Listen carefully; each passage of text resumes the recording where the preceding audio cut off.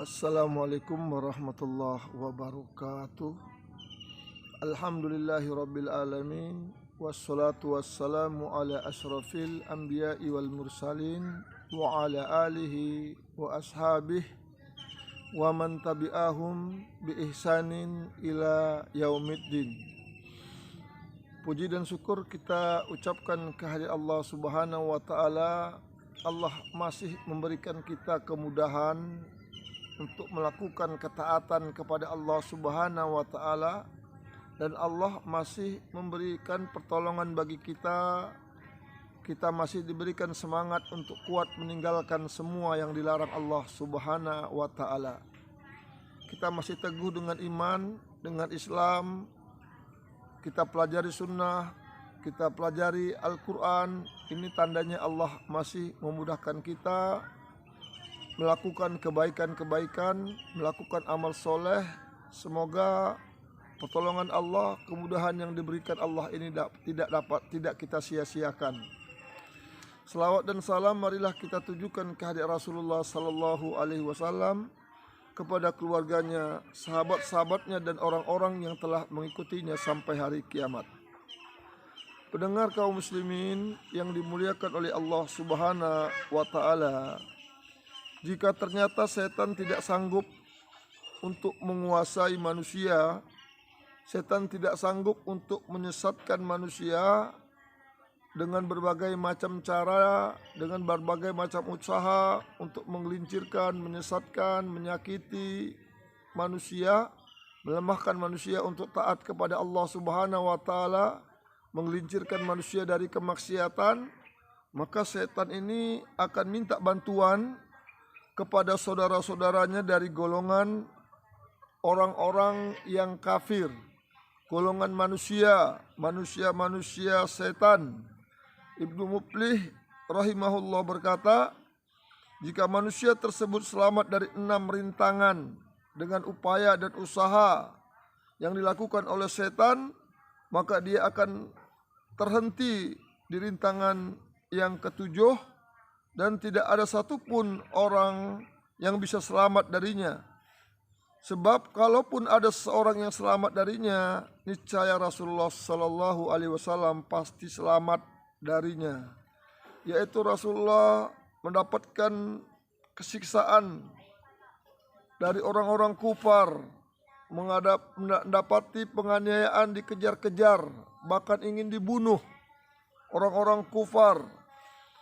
Sebagai contoh, setan telah membuat kuat kubu orang-orang kafir pada perang Badar.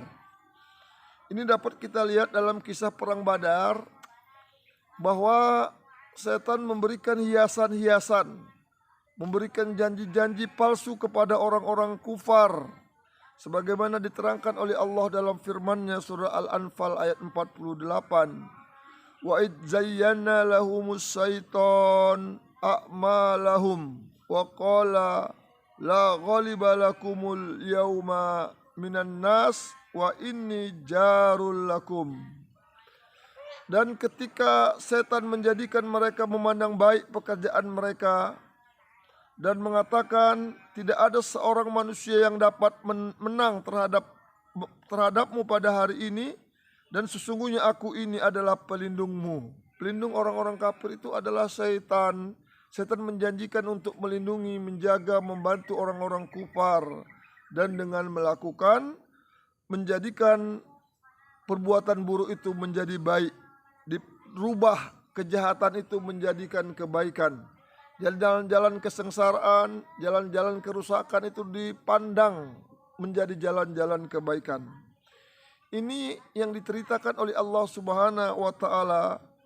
Setan memberikan janji-janji yang palsu dengan banyaknya jumlah pasukan kufar di perang Badar, 1000 lebih, akan dapat meluluh lantahkan, menghancurkan seluruh pasukan kaum muslimin yang berjumlahnya jauh lebih sedikit dari jumlah mereka. Ini angan-angan yang diberikan oleh setan kepada orang-orang kufar. Juga diterangkan oleh Allah Subhanahu wa taala dalam firman-Nya surat Al-An'am ayat 121, wa inna sayatina layuhuna ila awliyaihim yujadilukum wa in ata'tumuhum innakum la musyrikun. Sesungguhnya setan itu membisikkan kepada kawan-kawannya agar mereka membantah. Kemudian jika kamu menuruti mereka, sesungguhnya kamu tentulah menjadi orang-orang musyrik.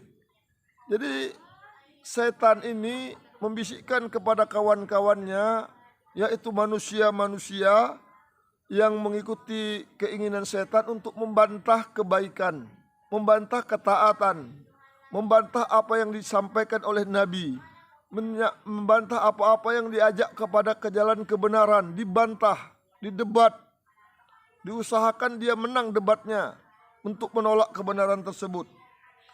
Jemaah yang dimuliakan oleh Allah Subhanahu wa taala, sebab turun ayat ini sebagaimana yang telah diriwayatkan oleh Ibnu Abbas radhiyallahu anhu, ia berkata, telah datang orang-orang kepada Nabi sallallahu alaihi wasallam ketika turun firman Allah, wala ta'kulu mimma lam yuzkarismullah, dan janganlah kalian memakan binatang-binatang yang tidak disebut nama Allah ketika menyembelihnya, dalam surah Al-An'am 121. Maka mereka berkata, apakah kita boleh memakan apa yang kita bunuh? Apakah kita boleh memakan apa yang kita bunuh dan tidak boleh memakan apa yang dibunuh oleh Allah? Lalu turunlah ayat yang setelahnya, sesungguhnya setan itu membisikkan kepada kawan-kawannya agar mereka membantahmu, dan jika kamu menuruti mereka, sesungguhnya kamu tentulah menjadi orang-orang musyrik. Maka para setan dari golongan jin akan membisikkan kepada kawan-kawannya dari golongan manusia untuk membantah kaum mukminin, membantah kaum muslimin, dan membuat keraguan-raguan terhadap mereka, sebagaimana kata Ibnu Abbas radhiyallahu anhuma ketika dikatakan kepadanya Al-Mukhtar bin Abu Ubaid mengaku bahwa dia menerima wahyu. Ada orang lain setelah Nabi Muhammad dapat wahyu. Beliau berkata, benar. Maka aku, perawi bercerita, lari dan berkata Ibnu Abbas mengatakan benar. Lalu Ibnu Abbas berkata, keduanya adalah wahyu, yaitu wahyu Allah Subhanahu wa ta'ala dan wahyu setan. Wahyu Allah diberikan kepada Muhammad sallallahu alaihi wasallam, sedangkan wahyu setan, para setan, diberikan kepada kawan-kawan mereka. Jadi kalau wahyu Allah itu datang dari Allah, wahyu setan itu datangnya dari setan, karena datang kepada kawan-kawannya para dukun, paranormal, orang-orang pintar, yang disebut Ibnul Qayyim adalah rasulnya setan. Oleh sebab itu, ini yang dilakukan oleh setan untuk menghancurkan manusia, menyesatkan manusia. Dia minta bantuan kepada kawan-kawannya dari golongan manusia untuk menyesatkan, menghalangi dakwah yang hak ini. Jemaah yang dimuliakan oleh Allah Subhanahu wa taala, Allah Subhanahu wa taala terangkan dalam surah Al-An'am 121, wa inna sayatina layuhuna ila awliyaihim liyujadilukum wa in ata'tumuhum innakum la musyrikun.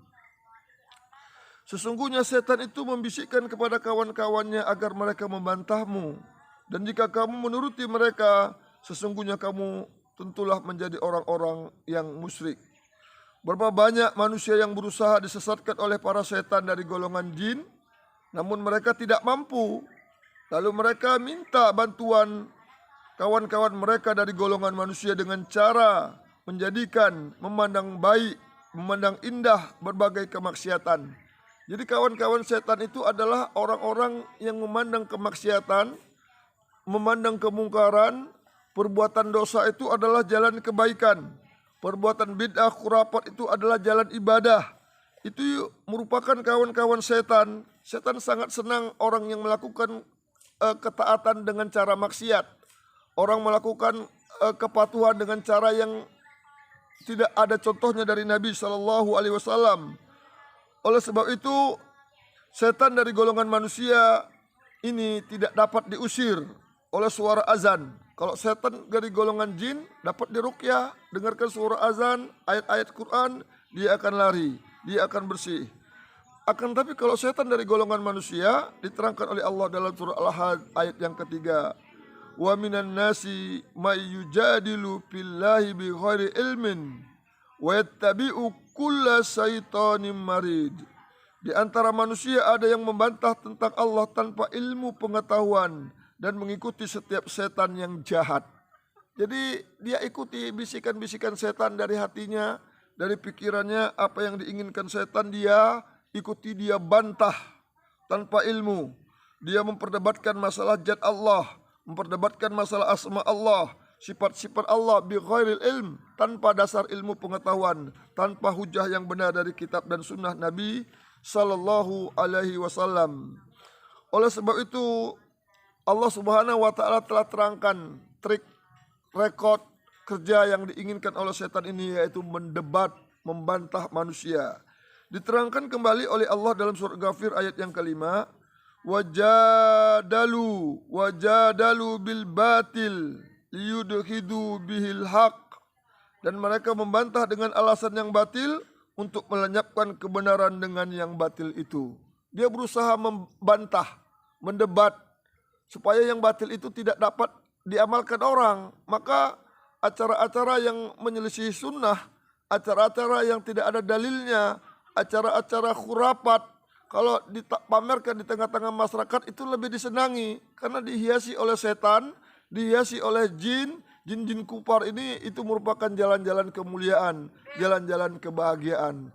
Tapi acara-acara yang baik, acara-acara yang membawa manusia taat kepada Allah, mengajak manusia tunduk kepada Allah, menyelamatkan mereka di dunia dari segala dosa, membahagiakan mereka sampai di akhirat, menyelamatkan mereka dari neraka, itu dipandang jalan kesusahan, itu dihiasi oleh setan dan iblis. Untuk memandang apakah pekerjaan ini baik atau buruk, kita butuh ilmu yang benar. Butuh ilmu yang benar dari kitab dan sunnah Nabi Sallallahu Alaihi Wasallam, sehingga Nabi kita dalam banyak hadisnya memerintahkan umatnya untuk menuntut ilmu, karena dengan ilmu itu kita takut kepada Allah Subhanahu Wa Taala. Allah sudah terangkan dalam Al-Quran, innama yakhshallah min ibadihil ulama, sesungguhnya yang takut kepada Allah dari hamba-hambaku ini adalah orang-orang yang memiliki ilmu. Miliki ilmu yang benar dari kitab dan sunnah, kita akan selamat di dunia dari kemaksiatan, kita akan selamat di akhirat dari azab neraka, selamat dari azab kubur, kebahagiaan akan kita raih kalau kita jaga, kita bentengi diri kita dari segala macam bentuk bujuk rayuan, bisikan iblis, baik jin dari golongan jin ataupun dari golongan manusia. Semoga ada manfaatnya. Pak tabiru ya ulil albab la'allakum turhamun. Assalamualaikum warahmatullahi wabarakatuh.